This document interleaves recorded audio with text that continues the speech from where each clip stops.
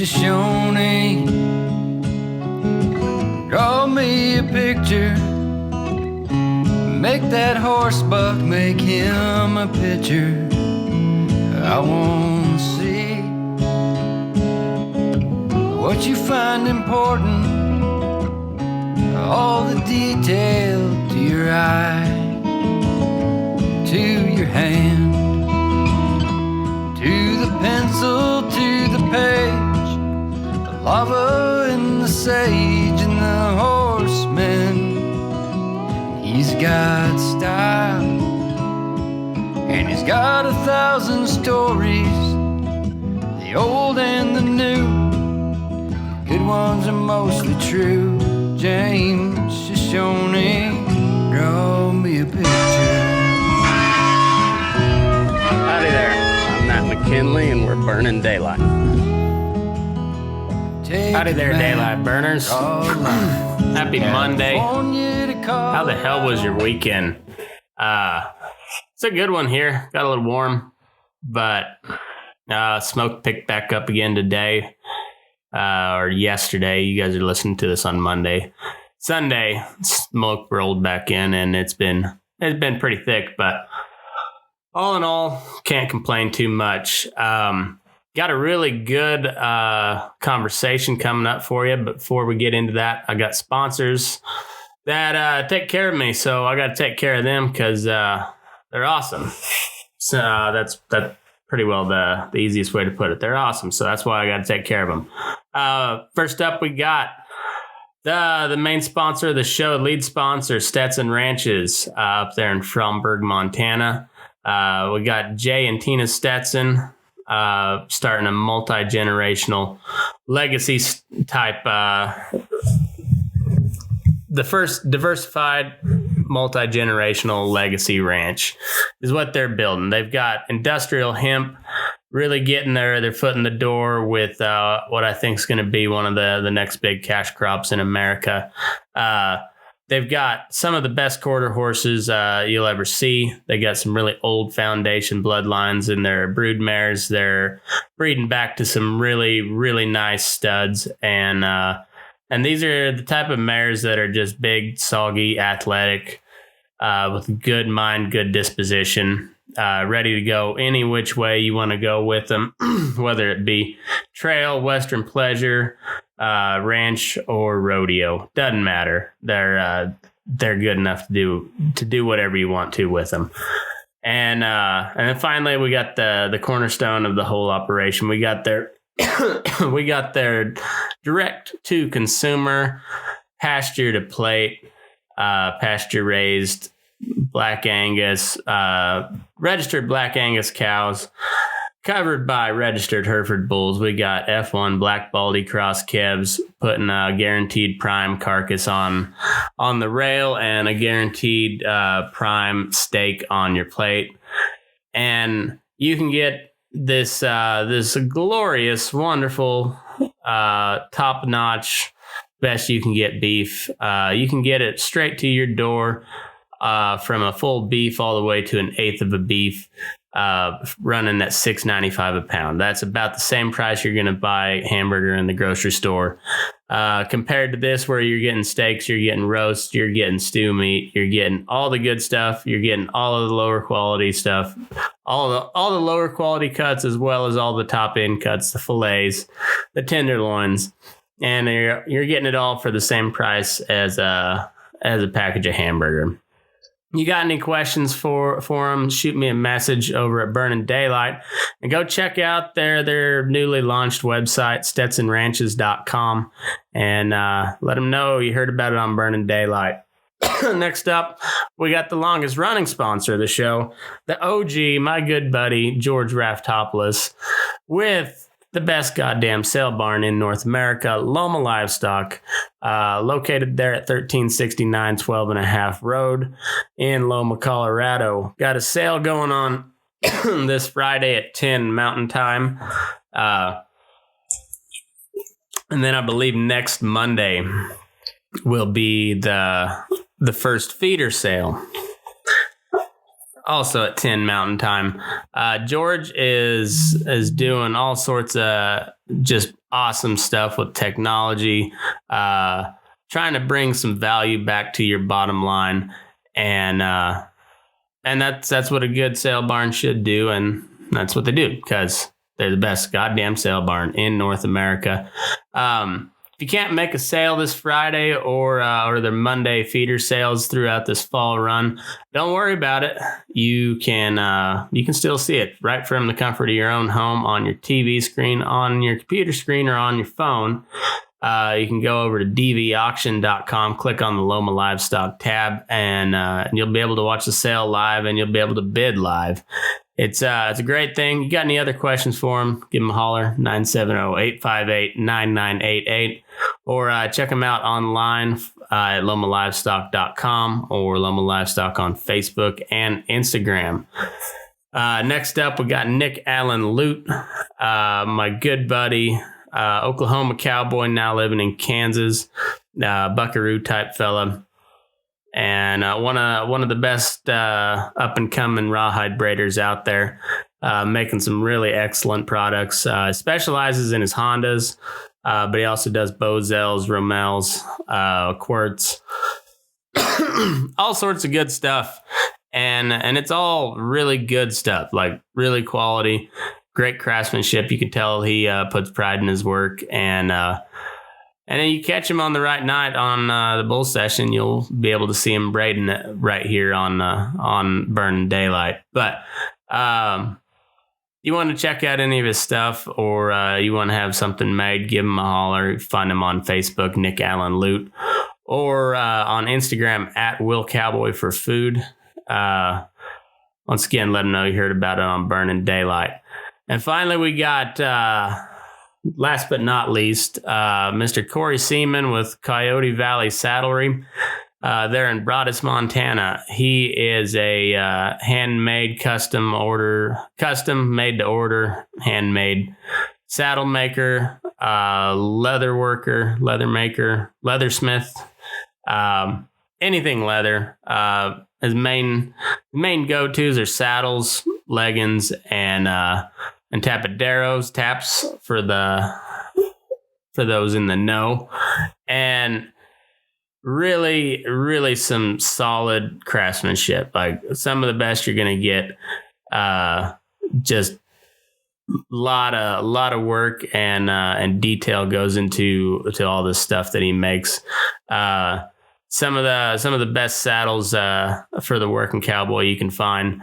I know a couple people that have some. I've seen them all around Facebook, and they're always, every time I've seen one being sold, it's because that old boy just needs some money real bad. It's had nothing to do with the saddle. They're good quality and just and a good guy.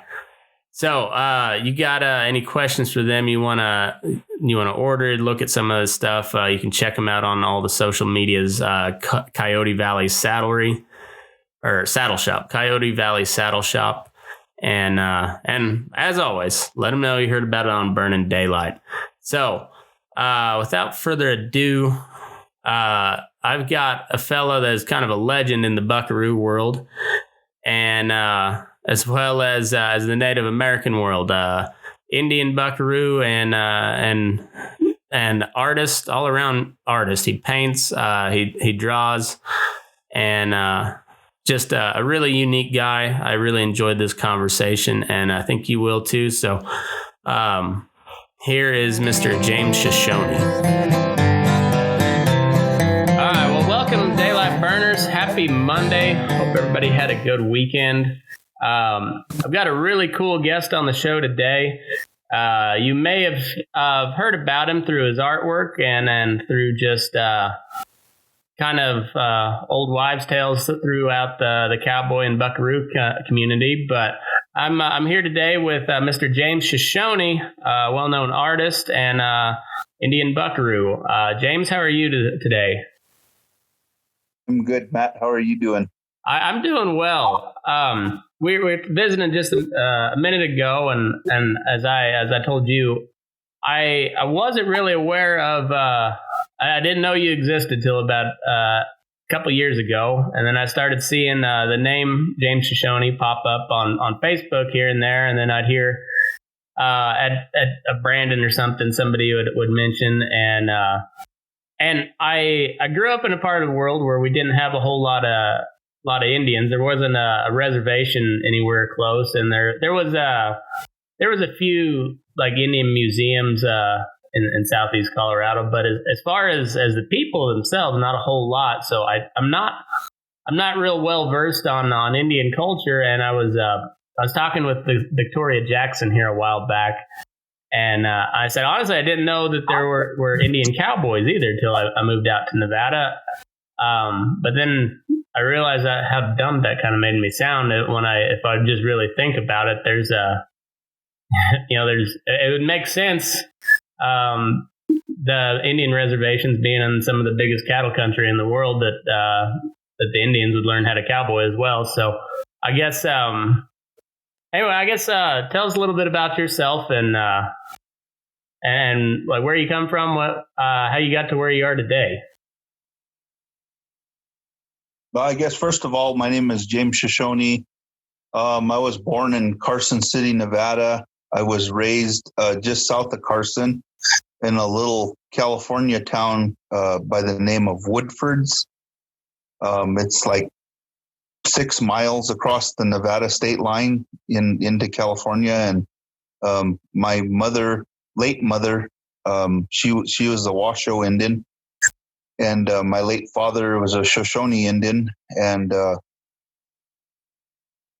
I was raised in Lake Tahoe area, Carson Valley, Sierra Nevadas. So I know the big mountains. I went to boarding schools when I turned into high school up in Salem, Oregon, and that was a big influence on my life, was being around the big reservation Indians from Montana. Most of them, were Blackfeet or Crow or Gros Ventre or Flathead or Sioux, Cheyennes, and most of them guys are all cowboys. They live very rural. That's how they make their living, is agriculture, and a lot of them were rodeo cowboys, bronc riders and ropers and things like that. And for some reason, I was drawn to it. I was drawn to the rope. And I know I've been swinging a rope since I was like 10 years old, but I didn't start messing around with them until I was like 13, and didn't actually rope my first cow till I was 16, and didn't even know what dally meant. I had lost my rope, but it was my very first experience roping off of a horse, and that was in Schurz, Nevada. I live not too far from Schurz. I live in Smith Valley. Right now? Yeah. Oh, cool. Yeah. I was raised just over the hill from there. Yeah. In small world. Gardnerville. Well, you're familiar with the area. Yeah. But I, like I said, I was influenced by them Indian cowboys from Montana and Washington State. And anyway, I went to boarding school in Riverside, California, and most of them Indians were from Arizona, a Navajo reservation, Apaches, Pimas, and Papagos, and Havasupais, but a lot of them make their living in agriculture too. So, what would you know? I was around some more Indian cowboys, and most of them just rodeo,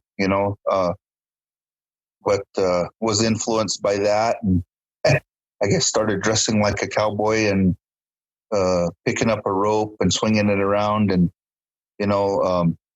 bought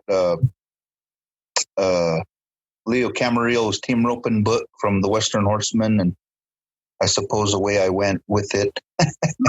That's pretty neat. Didn't have horses, didn't have cattle, so I could was only limited to do whatever I could do, and pretty much back home, as anywhere, rodeo is you got to have a job and be kind of well off to rodeo. So I didn't go too far with I tried to ride bulls, but I never had the practice or anything like that, and is kind of more or less just for a short-lived fame, I guess, and, an Indian rodeo, and it was fun. I just enjoyed it and being young, and then I ended up in northern Nevada, up in McDermott Indian Reservation, and that's, I guess, mostly where I got turned on to buckarooing, because most of them guys are buckaroos up there, and just hanging around with some of them, and just hearing the term buckaroo, I thought it was funny. I was like, buckaroo, that's a weird term. And then I found out what it meant. I found out where it came from, the history behind the word, from the Spanish word vaquero. And I latched onto it. And then, I always wondered why I was attracted to horses or attracted to that lifestyle. And I guess turns out that on my dad's side, that my grandpas, they were all cowboys or buckaroos, in Southern California. And they were, around that livestock industry, and things like that. So maybe it just was in the blood. I don't know. Well, and it makes sense. It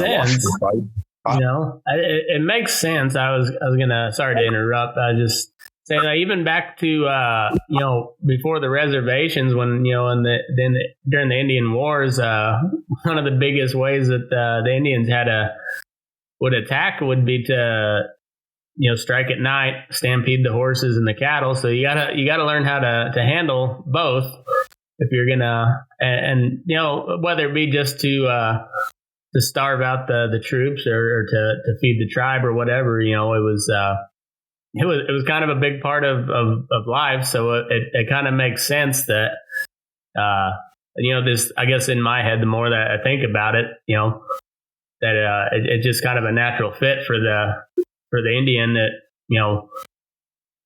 to fall into like the buckaroo type of life, or just cowboying in general. Mm-hmm.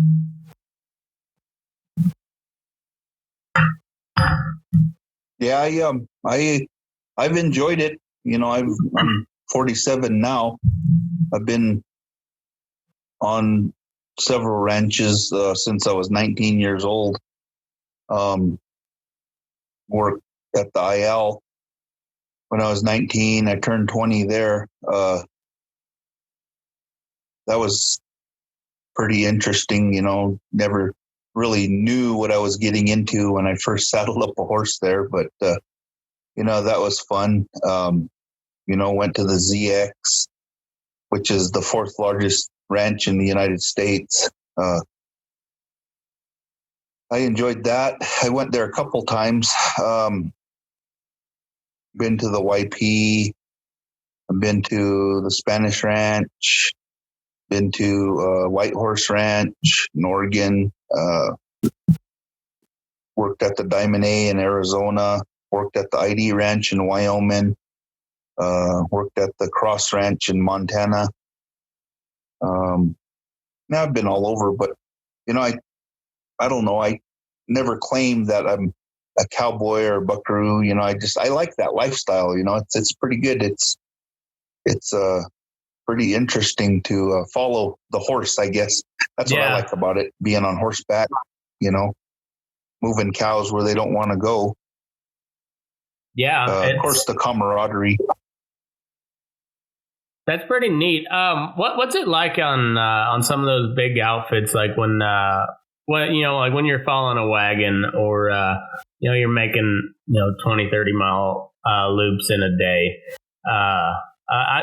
Where I grew up, we didn't have that kind of big country, and it's a little different.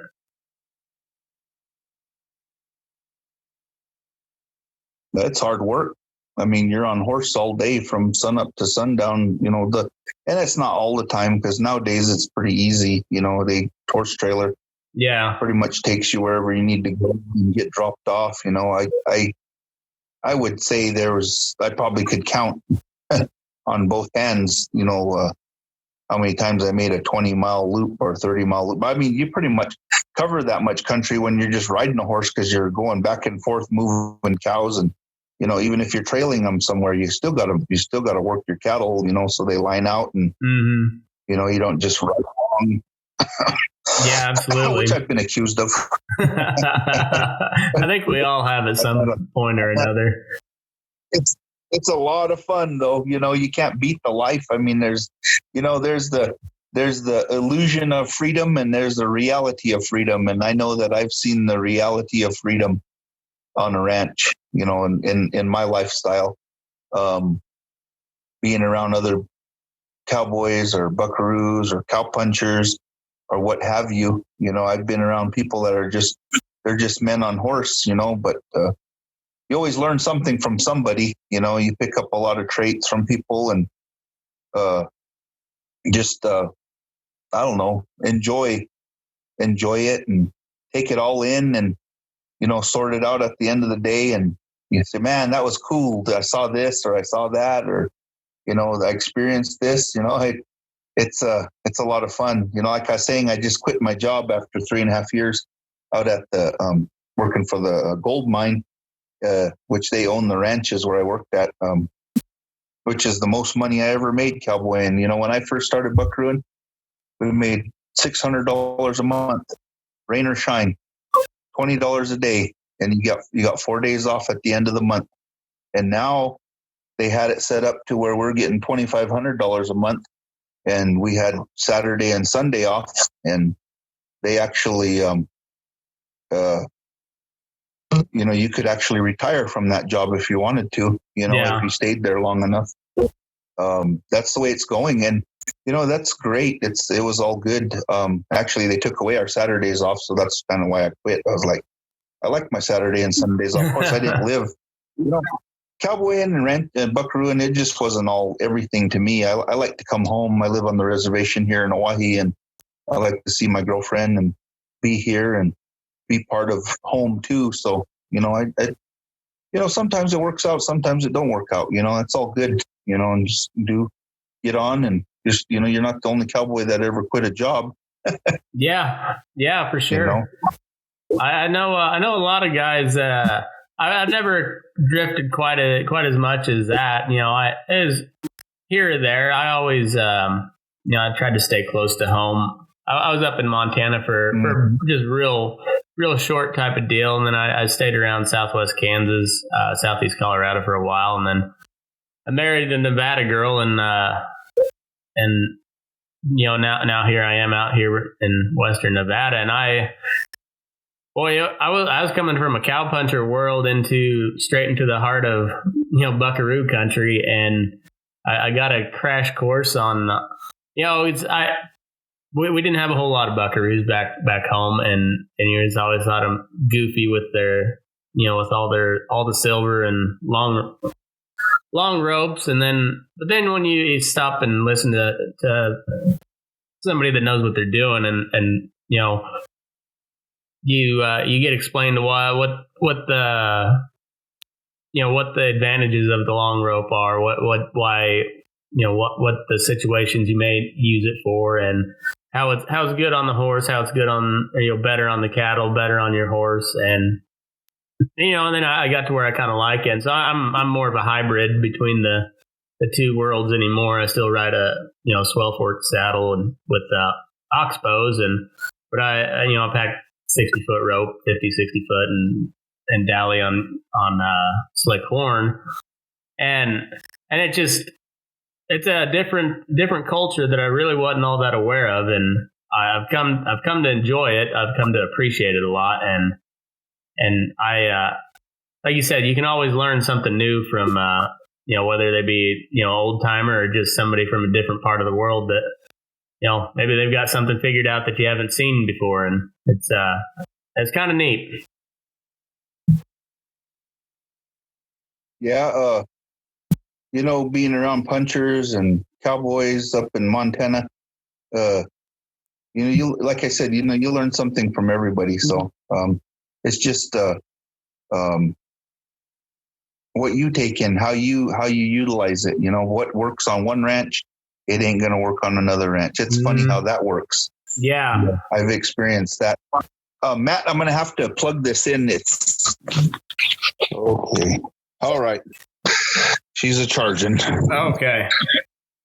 Yeah, my camera froze up on me too for some reason. But yeah, I don't know what happened. You were just sitting still. Yeah. For some reason, my camera has been. It's what happens when you give cow hands a bunch of technology and try to figure it out. I can make it work, but it's kind of a half-assed jerry-rigged job most of the time. But Oh yes. I've watched or I've seen quite a few of your paintings and your drawings, and then you even posted a picture of a set of moccasins that you built today. You're kind of a jack of all trades as far as the artist world goes. How did you get into all that? Oh, I've been drawing since I was like 3 years old. I have an uncle that drew pictures when I was young, and I used to just like to impress him. So I'd be like, "Uncle, do you think I can draw that?" And he'd say, "I don't know, try it." So I'd sit down by him just to be entertained, I guess, to be part of something. And then anyway, I started drawing Godzilla and King Kong because they were real popular back in the 70s, and started drawing army men and tanks and war scenes. And anyway, somebody's honking outside. Hold on, I'll be right back. Okay. So anyway, I started drawing like war pictures and things like that when I was a kid. And then, I was raised in our traditional ceremonial setting. So I started drawing Indians, and, where I was raised at, my Washoe people, they weren't known for warriors or horses or, feathers or any of that kind of stuff. So I always thought, well, I want to be like the Plains Indians. So I drew teepees and I drew warriors on horse and drew feathers and war bonnets and things like that. So I wanted to identify to that culture. I didn't want to be known as a basket maker or, things like that. But anyhow, as I went through high school and started picking up different techniques and things like that, studying different artists, native artists, and Charlie Russell, obviously Charlie Russell, Will James, Frederick Remington, in high school, and just being a part of that, being part of the seeing the cowboy. I guess that would have been my very first picture of a real cowboy, was that Charlie Russell. And you always thought, oh, those are Montana cowboys or something, but it wasn't. They were buckaroos from Oregon. Yeah. And it's funny, a lot of people are like, they think that was how it was up there, and you study the history of it, and then you look at the history of cowboys and how they had come from Mexico or buckaroos. But even the terminology buckaroo, the word itself, the Spanish word from it, and then it got Englishanized and all like that.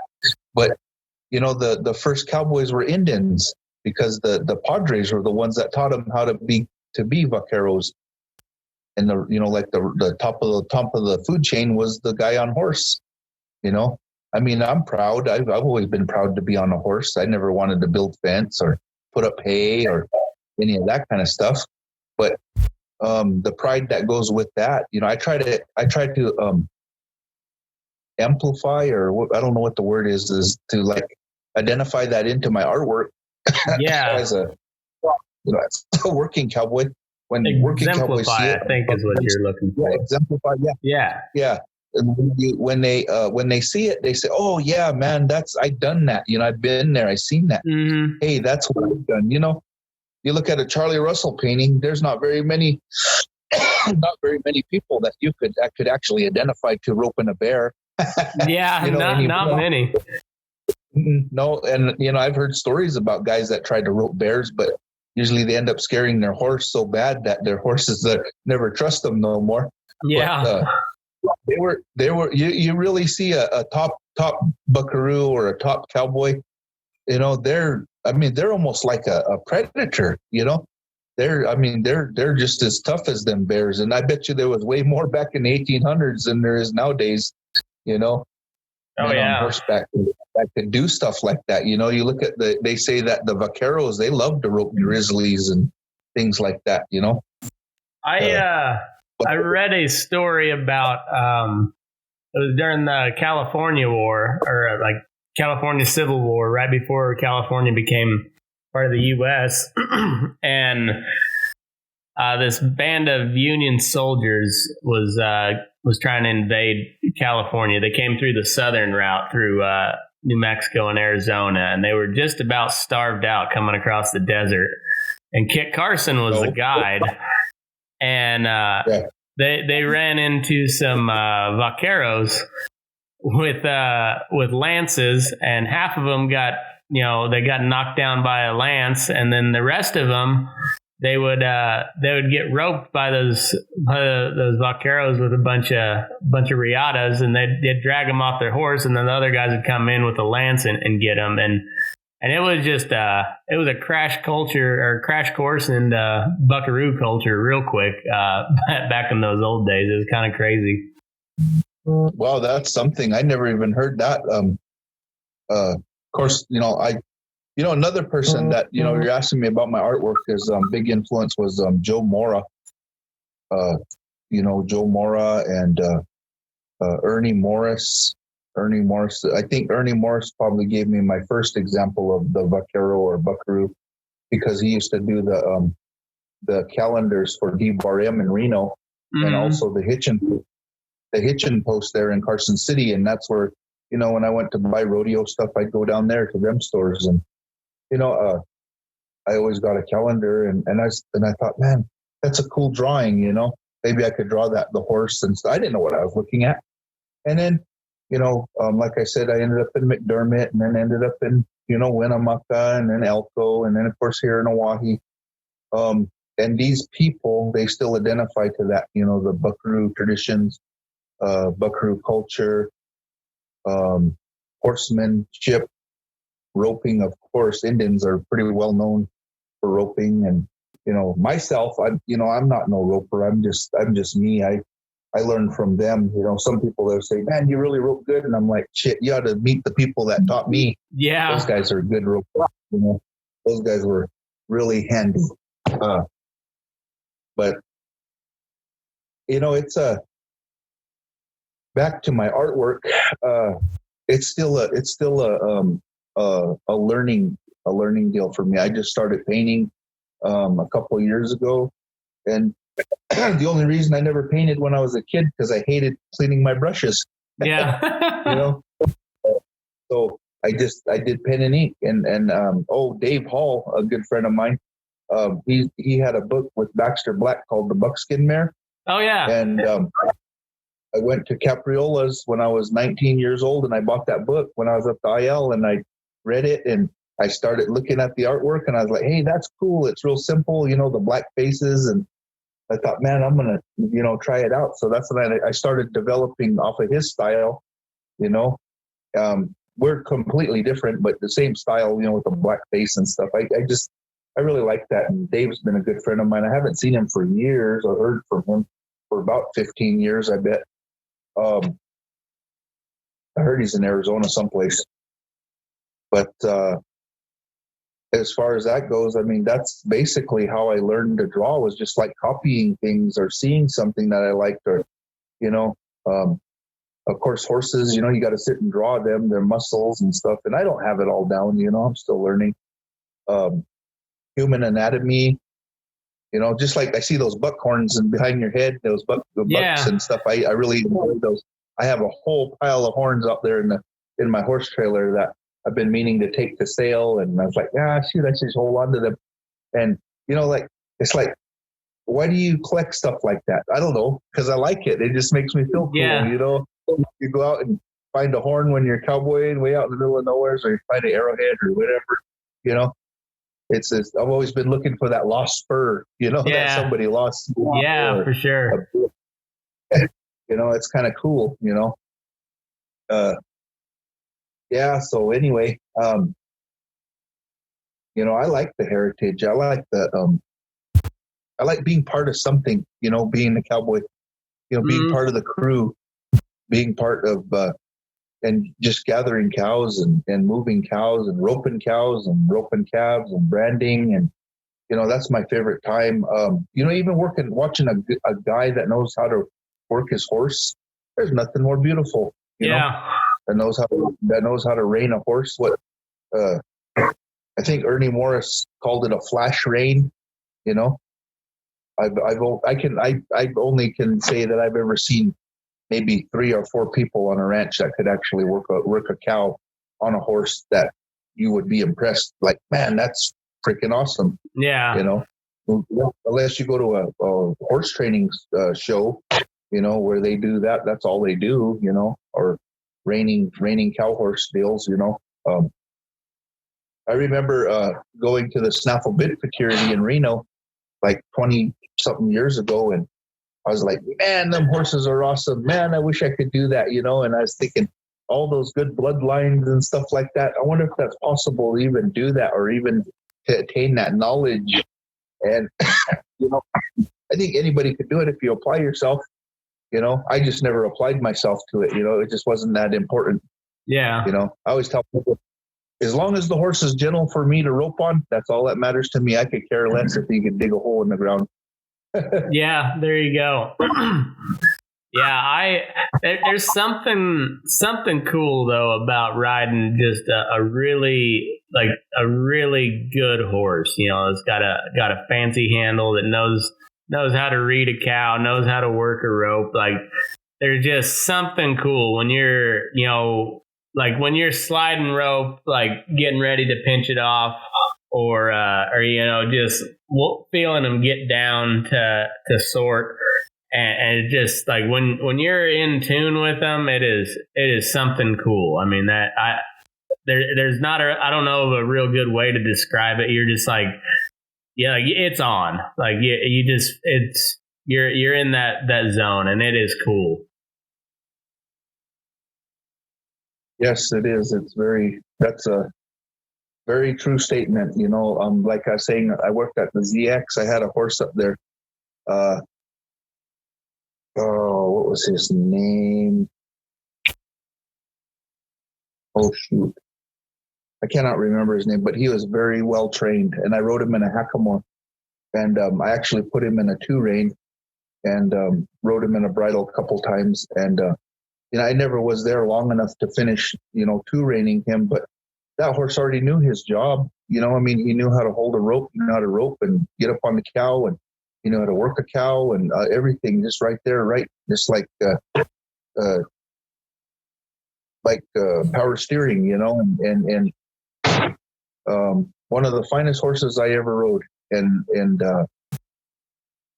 I remember a friend of mine, he later told me, he said, I came after you left, and he said that I rode that horse. He said, I rode that horse, you bridled him. The buckaroo boss said you bridled him, and I probably put the 2-rein on him like 2 times, and but the horse already knew, He was like super awesome, and I know exactly what you're talking about, with the good. I just was never able to make them kind of horses, the really bold moves or pivot on that one foot in the back, Yeah.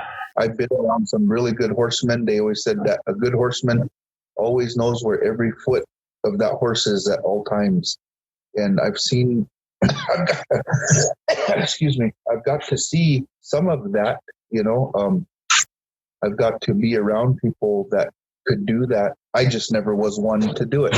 Yeah, I don't know if I've made any like that, but I've rode a couple like that, and I've been fortunate enough to buy some where it didn't take much to get them. They had a good enough start where I was able to put my own little finish on them to where they worked how I wanted. And I've got one that's like that. When I feedlot all day, the feedlot horse might be the most underappreciated aspect of all agriculture, because it just day after day, you open gates, you close gates, you make a lap around the pen, and then all of a sudden, we got a crazy steer, get your ass in gear. Like, cut right now. And, they'd have a very thankless life, but when you get a good one, man, it's pretty cool to watch them work. And I rope, not a lot,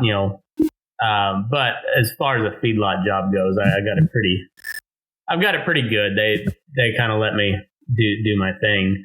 But it's, it's one of the, if I look at the day and, I've got a whole bunch of shit to get done, I'm not messing around with a colt. It's nothing. I'm not afraid to step on one, but if I got a bunch of stuff to get done, I don't have time to baby a horse or, so it's cool when you got something that can just go out there and just do the job. You don't even have to think twice. Just go do it. And it's a pretty cool feeling when you're right in tune with them.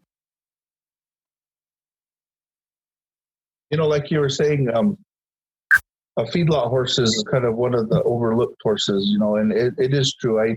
One of the finest horses that I myself had ever made, I made him at the sale yard in Fallon. Yeah. I worked at the sale yard for a year and a half, and he learned how to turn back with them cows and how to read cows and open gates and side pass. And, I'm sure he was, bred that way. He had a smart mind and everything, but it really helped him so much in that opening gates and closing gates and trailing cows and, separating cows and stuff. So matter of fact,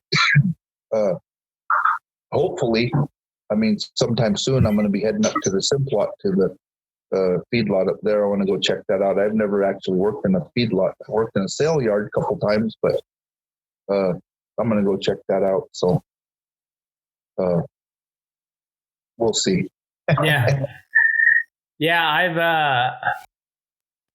I don't know if I've known anybody that has worked up at Simplot. I've known, I've heard about it a little bit, but I don't know anybody well enough to know whether it's any good or not. But yeah, it's funny. Us feedlot cowboys, we're kind of like the redheaded stepchild of the cowboy world. Like we still cowboy, but we don't get any of the glory because there's, we're inside. But it's all right. It's just one of those things. But I really like. I like all the detail that you put in your sketches. For just my drawing. Yeah. So are you using like just pencil or pen or what are you using on your sketches? Well, sketching is one thing. Sketching I guess is like drawing. Sorry. I don't. Really, that's sketching, like just fooling around. Drawing is when I actually sit down and I have an idea of what I'm going to draw, and I just start going with it, and then I sketch it in, and then I'll go back in with a pen, and then I'll refine it and refine it and refine it until it's complete. It'll be a black and white picture, and then I'll erase all the pencil lines, and that'll be done. Yeah, it's and I try to capture the detail because I think all good cowboys like to have good gear. Mm-hmm. When you work in a feedlot, or if you work in a sale yard, or if you work out in a little 200 cow outfit, or if you work in a 5,000 cow outfit, you like to have a nice saddle. You like to have a nice rope on your saddle, and maybe a breast collar or a choker, or maybe a nice little silver bit or silver snaffle bit or hair rope, or just nice things. That's part of buckaroo culture too. I guess we take a lot of pride in our horses, tie their tails and brush them up, and and that was a difference down like when I went to the Diamond A. They damn sure take care of their horses and use them, but they just don't have the silvers. Yeah, it's not an emphasis on the look so much. It's it's still good quality gear, but it's not as flashy. Yeah, it's like, I don't know, the way that they do things. And I appreciate any good hand wherever they're at, wherever they're from, Montana, Wyoming, Colorado, Oklahoma, North Dakota, South Dakota, or California, Oregon, Washington. Nevada. It don't matter where they're from, or some of the best vaqueros or cowboys I've ever been around are from Mexico. Yeah. They don't even speak English, and them guys can damn sure show you how to do it quick. Oh yeah, yeah. And horsemen and roping and all like that. Everybody has their good traits, and everybody has their stuff that you don't want to do. I'm sorry, but flat assing just ain't something that I want to do. Yeah. I like my horse. My horse is made for a reason, and he's made to work, and I don't have to work so hard, so that's good. Mm-hmm. But I enjoy branding. Like I said, it's my favorite time of the year, roping, and I do mess around with riettas. I don't consider myself a rietta man or anything like that. I like using them because nobody uses them anymore. Everyone's nylon polys. They which is fine. It's all good to get the job done. I have really good cowboys, my friends, that make fun of me, and they say, you take too long with the rietta, but I don't know. I enjoy it. Everything just can't be rushed through, Yeah. It's like you get all excited to brand calves, but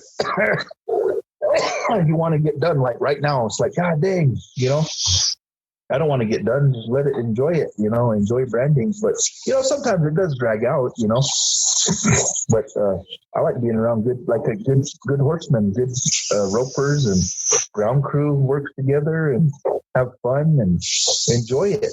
That's the best part of the job. Just like even gathering cattle, if you got guys that know how to gather cattle, put some cows together and go somewhere with them. I mean, even if you're just going 1 mile or you're going 15 miles, it's fun if it's done right.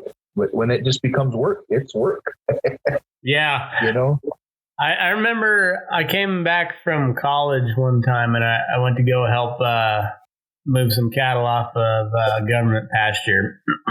And they put me kind of pointing cattle, which was fine. I have no problem pointing them, but I didn't know exactly where the hell we were going. So I was waiting for orders from behind me as to where I needed to point them. I had no problem getting them there once I knew which way to go, but I knew it was kind of over in that general direction where we were headed, but I didn't know which draw we needed to go down. I didn't know, all that. So it's, but yeah, when you can get when you get a crew that knows exactly where they're going, and they know their cattle, they know their help. That's when it's a good day. It's always a good day, but those are those real good days. It's always a good day when you're on the horse. Yes, sir. Yes, sir. You really look at it. You could be stuck behind your desk right there where you're at, in a little cubicle every day, day in and day out, But we're lucky we got to go and see some country. We got to ride a horse, Yeah. We never did the same thing over and over. It was never monotonous. Even if you're riding the same horse in the same country, it would never even be monotonous because you'd never take the same trail. You'd cross between different brush, or you might go next to the same trail, but it's never monotonous. That's what I love about it. The wide open space. But then too, being a native, I identify to the land, especially northern Nevada, because it was all Shoshone country. And I love it. I love being next to the country, the land, and the water and the air, and seeing nature. That only thing that's out there is coyotes and rabbits and deer. And a cow every once in a while. Wild horses, and it's there's nothing better in life than that. Yeah. Yeah, it's pretty neat. My wife, she teaches school over in Yerington, and one of the counselors there is a Paiute guy, and he's very well read. I think he's a PhD maybe, but really a neat guy. And he said that like for the Paiutes, and I think it was kind of a lot same way for most of the Western tribes is. the first time they saw the horse is like they found the other half of their being. And the Indians have always been known, or at least since the white men have encountered, Indians and white men have known each other. Like when the Indians found the horse, like that's when their life changed, and they they've always been known as a horse people. Mm-hmm. And you look at the Comanches. Yeah, A lot of people don't know that Comanches are actually Shoshones. Oh, really? Yep, they came from Wyoming, and they separated off of the eastern Shoshones. And I don't know what year it was. Some say that they went after the horses, and some say that there was a big flood that separated the tribe, and they just went south. Okay. So I grew up right on the edge of the Comanche National Grassland. That was the tribe that was there, but there's not really a Comanche reservation, is there? Yeah, in Lawton, Oklahoma. Okay. Comanche, Kiowa. It's Comanche, Kiowa, but due to Western civilization, they pretty much just they put the Indians in Oklahoma, and then in the early 1900s, they said, "Oh, you white guys can have whatever you guys can put your stake at," And it's like, how in the, I don't know. I have a frustration with the government and their. No, me and you both, buddy. I'm not native by any means, but yeah, if anybody got a raw shake at life here in the U.S., it was like the entire Indian population. Some tribes got it worse than others for sure, but like none of them made out very well. No, they did it well. Navajos, they got a lot of their country, but I admire it. That's cool. That they got their land and stuff like that, but. And then like the Sioux, they really got a raw deal because they had the whole state of South Dakota, and then, just because they wanted to run a railroad through there, and get their gold out of the Black Hills, then they took all their country. And it's just like, wow. I just came from the Flathead Reservation in Montana just yesterday, and when you talk about beautiful, holy man, it was comparable to Lake Tahoe, and I was just like, wow, man, this is so awesome. It reminds me of home. And most of their country down there, it's all owned by non-Indians in their reservation. I'm like, wow, that's crazy. It's all like they homesteaded it. It's like, wow, how did they do that to these Indians? They got one of the most beautiful reservations. And anyway, yeah, so I was just like, that's cool, though. I guess, whatever. It's nothing ceases to surprise me with the government and, the treatment of us natives. It's just like my Shoshone people, Western Shoshones, fighting for the state of Nevada, with the gold mines and that's where all the gold's coming from now, and as soon as these Indians took money, man, they started opening up gold mines. Now they got gold mines all over Nevada, just like crazy. They're just digging and destroying the land, destroying mountains, and just leave it alone. But you're just one person. It don't, like, your voice will always go unheard. Yeah,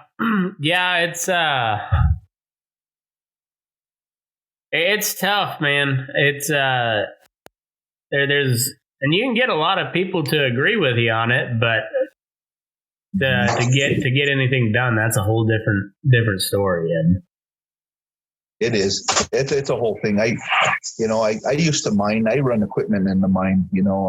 I done that, and I just don't like what they do to the land. I'd rather see it. It's bad enough we put a cow out there on it, and they eat it up and drink the water and destroy all the springs and stuff. But yeah, at least they're it's an animal. They're not destroying the mountain, ripping it down, or anything like that. Yeah. It's it's amazing how much North America has changed in just a few hundred years. it's truly just incredible how much it's changed. And I don't say incredible in a good or a bad way, just like the amount of change that has taken place is it's mind-boggling. And when you look at the natives, you know, like there was always wars between tribes. You know, it's not like it was a super peaceful existence before the white men. It's hunting ground. You're protecting your hunting grounds. Yeah. Your territory, you know, you gotta, and then on one reason, like Washoe and Paiute people, they're I don't know if they're enemy tribe, I guess you could say that, but they used to steal each other's women to prevent from breeding. You know, I mean, you can't be breeding the same people all, you know, without having inbreeding. So they knew that, so they would steal each other's women.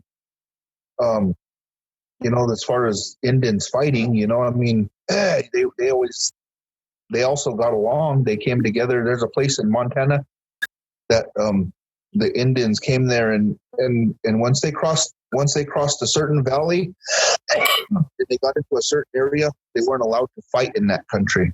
Okay. They had to be peaceful with each other, even enemy tribes. So it's like the demilitarized zone or whatever. Like that. Yeah, it's kind of like that. Yeah, no fighting there. And they all made the agreement, and you know, they would go there, and it was a hot springs. It's pretty interesting. I never knew the story, but I heard that. And then there was also a story I heard from back home around the area where you're at. They used to have a big dance over there someplace. And the Paiutes and Washoes and Shoshones would all come together over there, and they would trade or do whatever, visit. And then when they left, that they would like cry because they knew they had to go back to being enemies again. You know, you make friends, you know, and these are just little stories, you know, that I heard as I was growing up. And that's another thing, you know, I was raised around like my elders, and they would tell me like Coyote stories, and you know, why you don't do this or do that, or you don't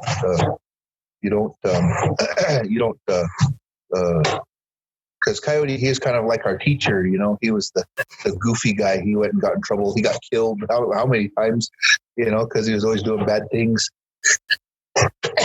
But yeah, I still enjoy my Indian culture, but I do like my Buckaroo culture too.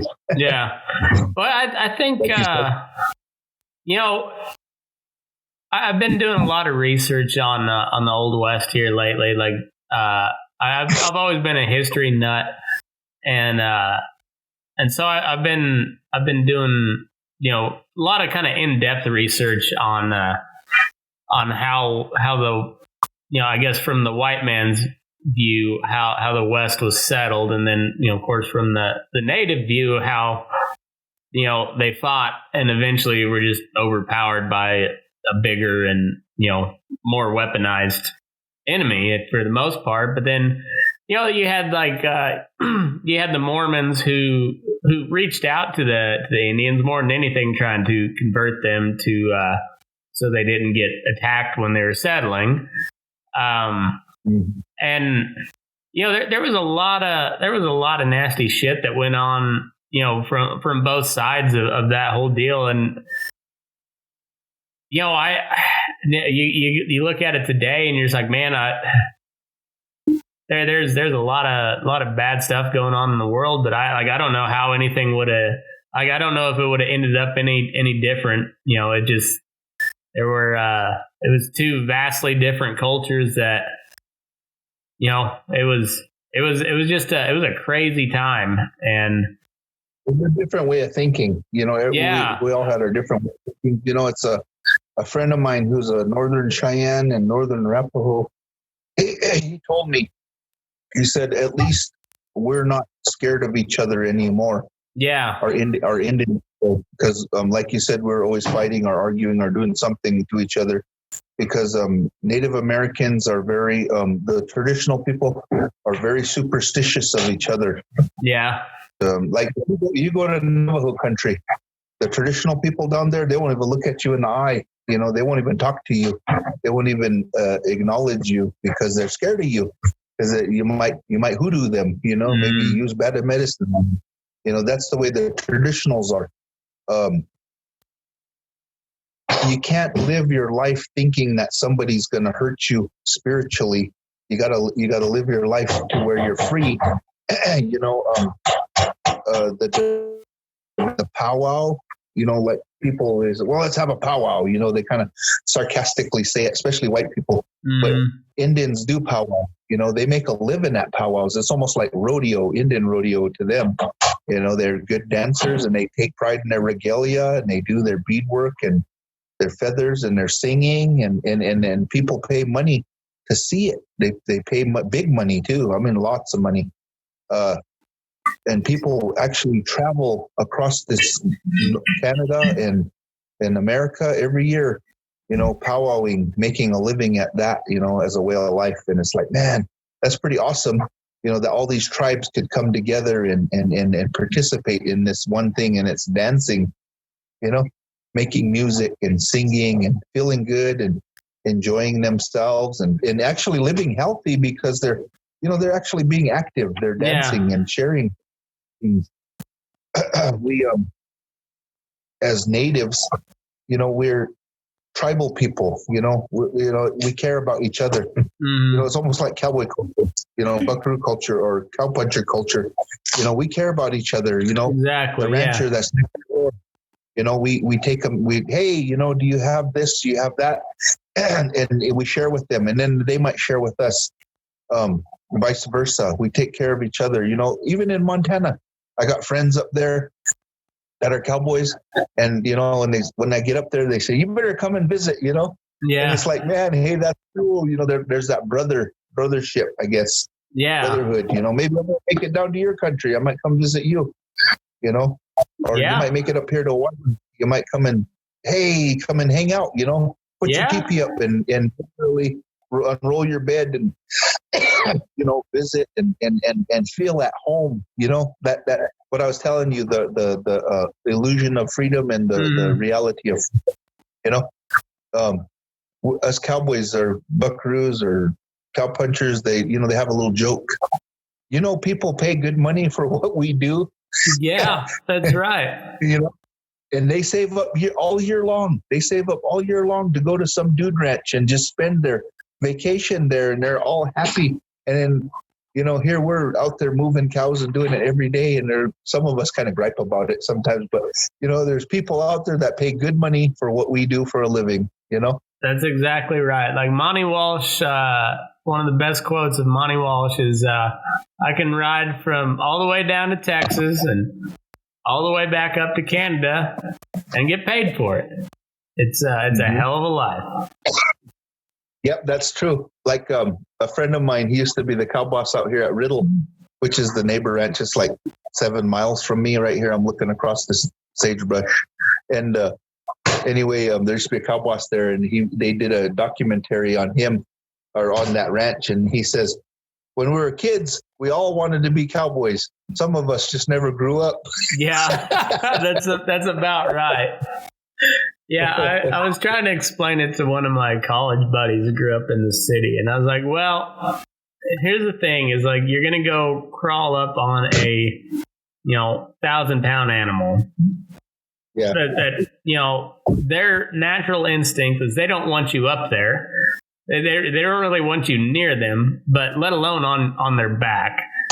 But you're gonna take that 1,000 to 1,300-pound animal, depending on what kind of stock you're riding, and you're gonna make them do what you want them to do, so you can move another 1,300-pound animal in a direction that they don't want to go.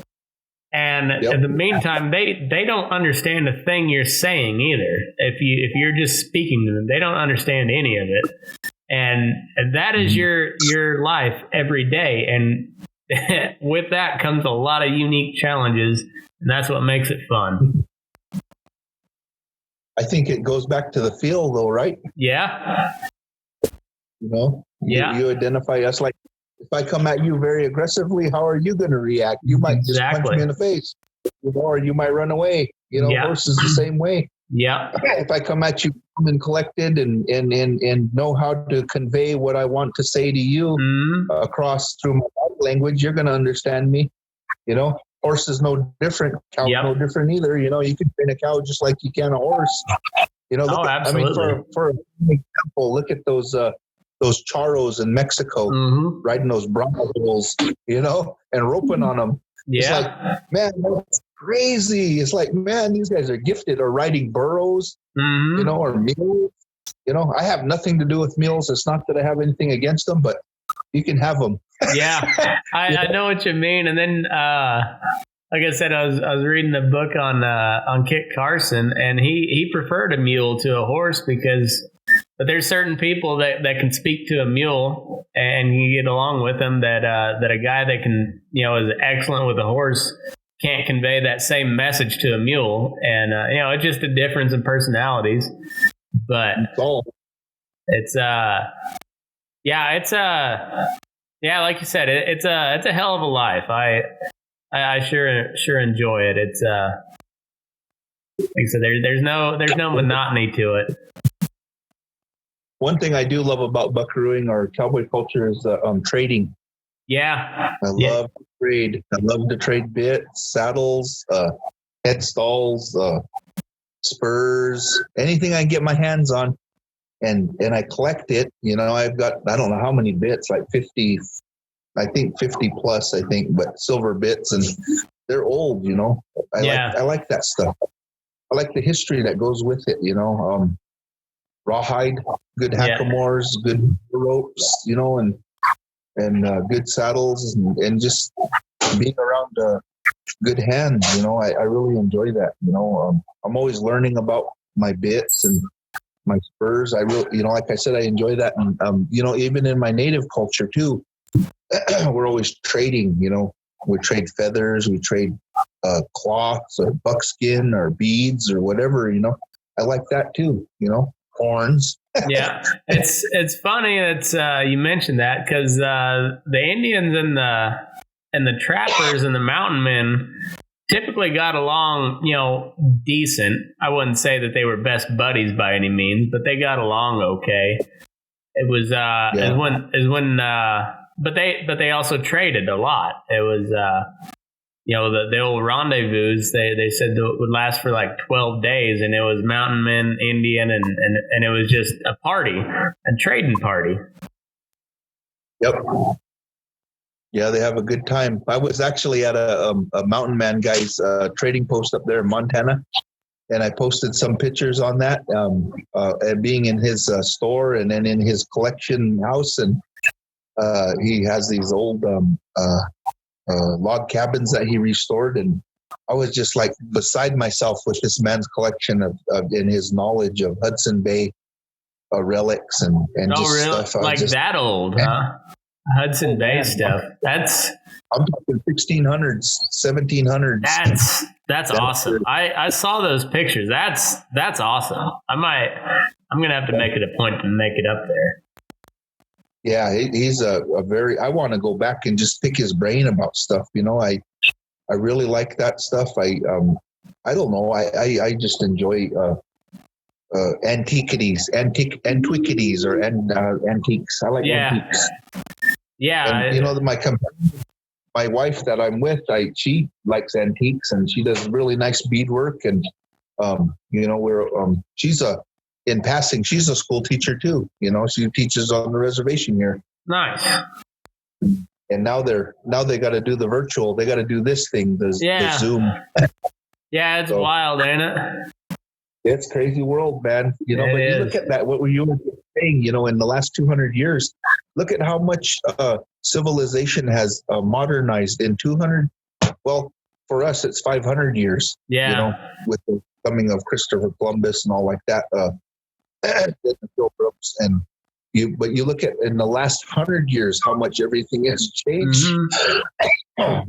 The automobile flying through the air, going under the water, the boats and the iron and steel and electricity. Just sending information through the airwaves. Like right now. Yeah, it's wild. It's absolutely wild. Phenomenal. Yep. Yeah. It's inevitable the way that things are, this day and age, and good, bad, or whatever, I mean, I'm glad I don't live in the old days. Some people say, I was born 100 years too late. I wish I was cowboying on the big outfits back in the, turn of the century and stuff like that. But I don't think I would want to, You didn't have labor laws and all that stuff, you weren't protected. I mean, it's different nowadays, there's all kinds of stuff. Think about the horse bloodlines from back then to now. Like, there was some breeding going on, but nothing on the level that it is today. And man, even like a bottom of the line papered horse, that's like 10 times the horse it was back then. Your average horse. Yeah. And so there's times where I think I wouldn't mind living back then, as long as I had some of the, the niceties that we got today to go along with it. But it's like I was saying, we trailered out, we trailered everywhere we went on that last ranch. Yeah. But they were talking about putting camps out, and having a wagon next year. And I was like, well, I don't know. I mean, I like the wagons. Don't get me wrong. I like camping, but I like washing too. I don't like smelling wet. I like a shower. I like a hot shower. I like a good camp cook. I like a roof over my head and a bed to sleep in. I do like my bedroll. Don't get me wrong, but I'd rather sleep in a bed. When I went to the ZX the first time, I was 22 years old, and I remember the buckaroo boss. I asked him. I said, well, do we go out on the wagon, or? And he goes, "Good God, no." He said, "I had enough of that shit." He said, and I never forgot that. I was like, wow, we trailered out every day for how many hours? Was it like 3 or 4 hours? We drove out on a trailer. One day we got 7 flat tires. One day we got 7 flat tires, and the last flat tire we had to call to the headquarters. They had to bring a tire to us. It was a long day. I can imagine. I understand why he said that now. I mean, I don't get me wrong. I do like being out and camping and doing them kind of things, but I like going home and having a hot shower and hot meal and stuff. I don't mind the buckarooing and going out and being on a wagon and living that life. It's all good. You got to have the good crew to go with it too. People that understand that life too. Yeah. And one thing, when I was at the Diamond A, when we were on the wagon down there, that was pretty cool. A lot of tradition, a lot of tradition, and a way about that they went about things down there. It was kind of interesting, and I got exposed to that a little bit, and it was pretty cool. But the best wagon I think I'd ever been on was the YP wagon back in '95. Yeah, that was awesome, man. You learned to rope there. I'll tell you what, you roped every day, whether you liked it or not. Oh, I bet. I was there. I think I was there for 4.5 months. We went on the wagon for a month, and then came in, and then did work around the ranch, and then fall works, and then after fall works, I left. But it was awesome. They were all Indian crew mostly. There was only I think there was 2 white guys and 2 Mexicans there, and the rest were all Indians. And it was, man, them guys were really good. But yeah, that was about one of the best ranches I ever worked at. So do you know a guy named Scott Hall, silversmith? Scott Hall, I don't think so. From where? He's from Fort Hall. He's a buckaroo kind of horse trainer guy, but he's also pretty well known silversmith. If I do know him, I don't remember him right now. I wouldn't. Yeah. Okay, I'm just curious. Because he's kind of runs in that same, or grew up in that similar area, but he worked on the Spanish ranch for a while. But he was talking about his, I think it was his granddad, back in like the 30s, roping on them big outfits, especially down by like Owyhee.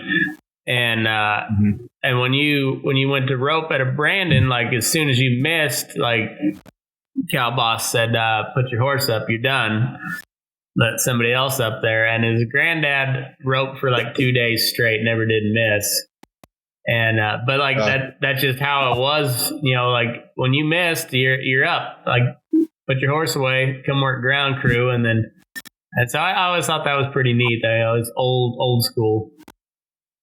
If you read Leo Camarillo's book, you know, Leo and his brother Gerald, or I think his cousin was his brother, but anyway, they were raised by their dad Ralph, and then their uncle Gilbert. And I guess one of their deals is that you were only allowed to miss 3 times, and if you missed the 3rd time, you were put on the ground too. That was a California vaquero thing. And maybe that's what it was. It was three loops or something like that. You don't see that nowadays. You don't see that that kind of a I don't know, tradition. I guess that's pretty much gone.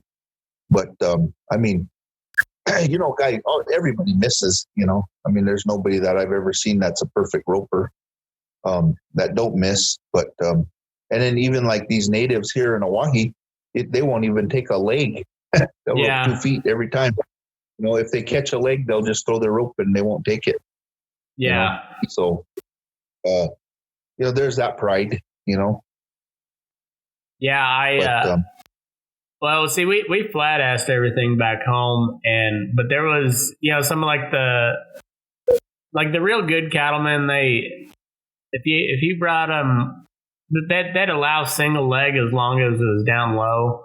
They didn't like it, but if you roped anything up high, you better you better shake your loop down, and especially if it was single leg, they're just like, no, you're not doing that, And I've noticed that a little bit out here in Nevada. I kind of like the head and heel Brandons a lot. It's a lot of fun. I'm not much of a roper myself. I love to rope. I'm just not that good at it. But I love watching a good like vaquero style roper, somebody who can just sit out on the edge and just float one in. Like that calf never even sees it coming. By the time the rope comes tight, he's already rode up, got short, and he's dragging him out. And before that calf even knows what the hell hit him, and that's pretty cool. Yeah, that is. You know, when I first come to Northern Nevada, I have a friend that I used to love to watch him rope, and he only used a 40-foot rope, but he could rope anything, anywhere. He never untracked his horse. He just sat there, and he would just, I mean, you could bring him like 10 feet away, or you could bring him 30 feet away, and he'd still heel it, you know, and he would miss. It's just like crazy. It's like, man, how'd you do that, brother? It's like, I just open my hand, you know, it's just like natural. And another thing about him is that he could make an unbroke horse look like it was a bridle horse. Yeah. It's like, man, how did you do that? How did you do? He goes, I don't know. I just get in with them. I feel them, you know, and he don't talk. He doesn't say much, this man. He doesn't say, oh, I do this or I do that. You know, he's one of them, you know. I don't know if you've ever noticed that, but most of your really, really, really good hands, they don't talk. Yeah. They won't tell you anything, you know. It's like they speak their own language to a horse. And it's funny that goes buckaroos and punchers both. Like the guys that are really good, you're not catching any secrets from them. They're not, like, you have to watch them because they're not going to tell you shit. Yeah. And I don't know why, but it seems that's how it is. Yep. I knew a guy. He was just a ropey sucker, but he was a puncher style, like tied on hard, but like he knew how to work an animal. He knew how to work it to where, you know, you're not just, your horse isn't just taking just a massive jerk. But one of his buddies, like one of his real good buddies, he's like, I was asking him one day, he's like, so when you're roping, like team roping, are you aiming for the outside tip or what are you doing? He said, well, what I do is, I back up in the box and they let the steer go and I get up there and, I rope him. Like, okay, so like, what's your follow through look like? How? And he's like, well, I get up there and I rope him, and that was his only explanation. So I don't know, I just rope him, and he just he was a damn ropey fella. But there's no way he could teach a clinic ever. He just I don't know. I just get up there and I rope him. Yeah. Yeah, I've been invited to teach clinics and stuff, and we actually tried to put on a clinic one time in Fallon, but nobody never showed up, so kind of give up on the idea. That was like 20 years ago. I've been invited to Missouri and been invited to different places, Oregon, to do clinics, but it's like, I'm just a poor cowboy. I'm a poor Indian, barely got a ranch truck to cruise around on now, barely get down the road on it, maybe 100 miles, and shit, I'm afraid I'm going to break down someplace. So that's answer the question, Yeah. Oh, man. Well, it's like you were saying earlier, it's just, it's a good life. It's a lot of fun. I enjoy the hell out of it. And the coolest thing about this little deal I got going on is I get to just shoot the shit with guys like you. Like I haven't done the things you've done. I've done some different type of deals, but at the end of the day, the goal is the same thing. We're taking care of cows, making sure we're, making good horses, taking care of cows, and I don't know. It's a different way of life, and I love the hell out of it. Mm-hmm. Me too. I enjoy it. I have 20 head of horses standing out here in my yard right now. They're bringing the cows off the mountain on the reservation here, and this is about the funnest time of the year. Just down here, right below the house, they have a big roe deer, and shit, they got like 50 cowboys out there, roe deer and cows, and they're working all their cows out. Yeah, you want to see something, you come up here right now, and they're roe deer and cows. It's pretty awesome. That's awesome. And, I'm gonna make we'll stay in touch. I'll make a point of it to get out there. Just maybe I'll try not to get in the way. I'll stand off to the side and take pictures or something. It's pretty fun. It's during branding season too in June. That's pretty cool too, because they bring all the cows, because they change allotments and then they bring them through. I kind of like they have like 3 wagons here: the north side, the middle, and then the south side. And that's when all these ranchers get together and they brand their calves and stuff, and it's pretty cool too. You get to see some good roping and things like that, but I don't know. One guy told me, he said that's one thing he regretted was not traveling, like I did, going to Arizona, Wyoming, Montana, or, he said, and I told him, I said, you ever, I've been all over. I said, if you want it done right, within 100 miles of Oahe, Nevada is about where you want to be at. There you go. It's the best buckarooing and, things for me anyway.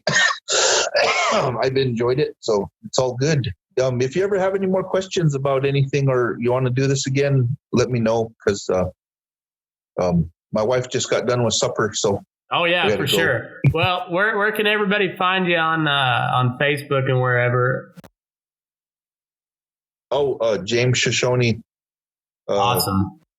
Facebook, yeah, just look it up, and it sounds pretty cool. Awesome. It's really interesting talking to you. I like what you're doing, because all that stuff needs to be documented. There's a lot of old people out there that used to buckaroo, and they have really good stories. Hey, and send them my way. I'd love to talk to them. Yeah. I'd love to. Where's it going?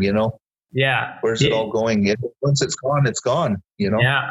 Well, send them my way, and I'd love to put it out there. I'm all about it. So.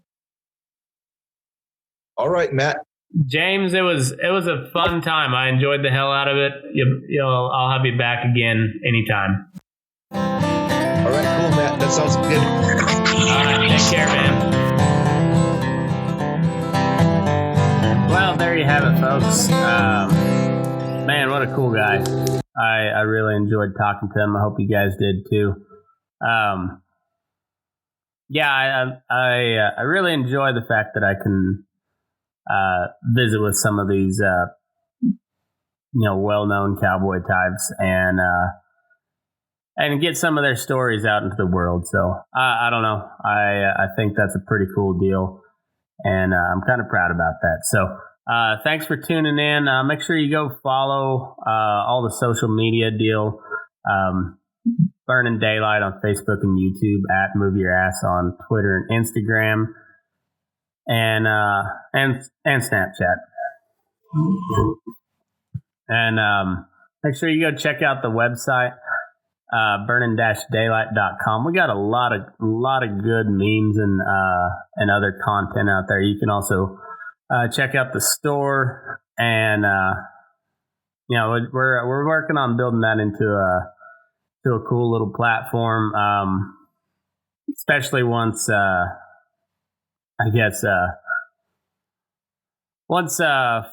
kind of implodes on itself.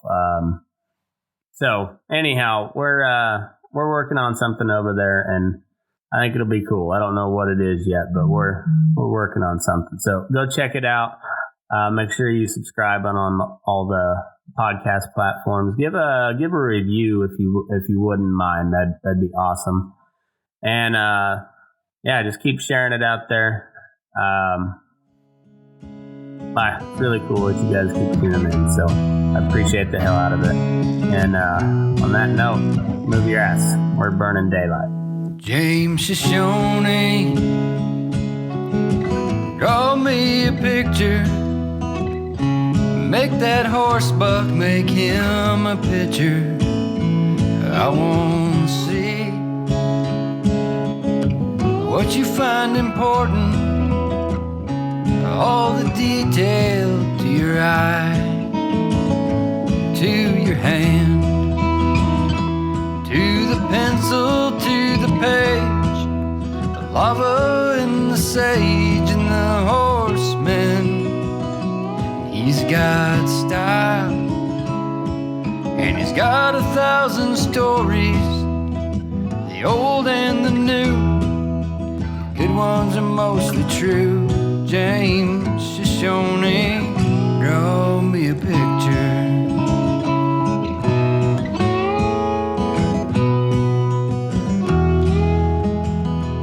Take a map, draw a line from California to Colorado, all the way to Canada and back again. That's your range, James.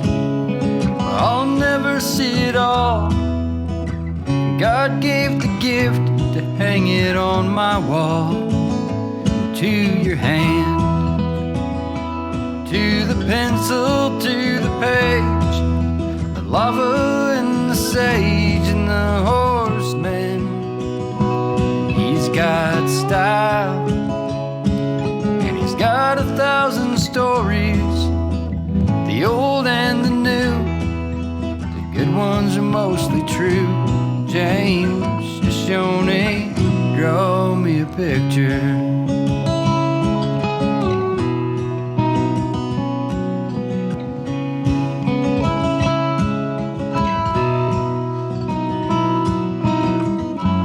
I can almost hear those tapaderos slapping, the rieta slipping around the horn. To your hand, to the pencil, to the page, the lava and the sage and the horseman. And he's got style, got 1,000 stories, the old and the new. The good ones are mostly true. James Shoshone,